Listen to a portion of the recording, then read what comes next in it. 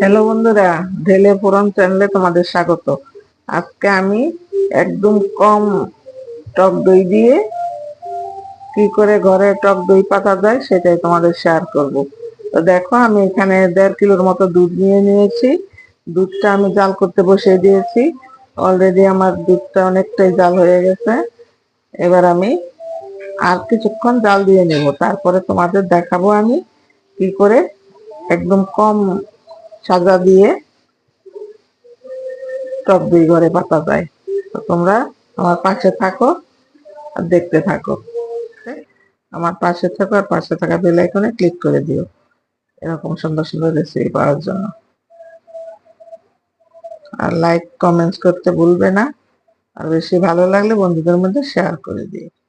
দেখো বন্ধুরা, কতটা জাল হয়েছে দুধ, লাল লাল হয়ে গেছে। কারণ দুধটা বেশি করে জাল দিয়ে নিলে দইটা কিন্তু টক অনেকটা কম হয়।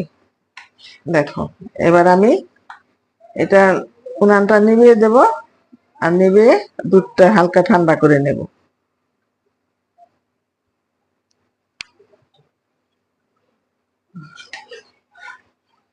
হালকা ঠান্ডা করে তারপরে তোমাদের দই পাতাটা তারপর দেখিয়ে দেব। দেখো, গায়ে একটু একটু দইয়ের টক দইয়ের বীজ লেগে আছে। এতটুক দিয়েই আমি দইটা বসাবো। আর এইদিকে দেখো, দুধটাও আমার ঠান্ডা হয়ে গেছে। এই দেখো, আমি আঙ্গুলটা চুবিয়ে দিচ্ছি, একদম হালকা গরম আছে। এটাই আমি এবার এই বাটিতে ট্রান্সফার করব। এই চামচ দিয়ে এতটা উঁচু করে করে পুরো দুধটা আমি ঢেলে দিয়ে তারপর তোমাদের দেখাচ্ছি। আর আমি চামচ দিয়ে কিছুটা ফেনা উঠিয়ে নেব এরকম করে।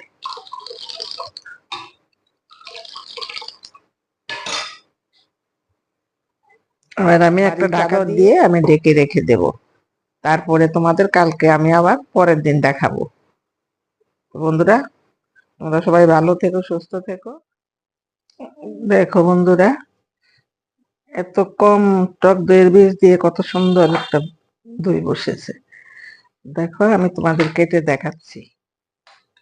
দেখো, কালারটা দেখো টক দইয়ের।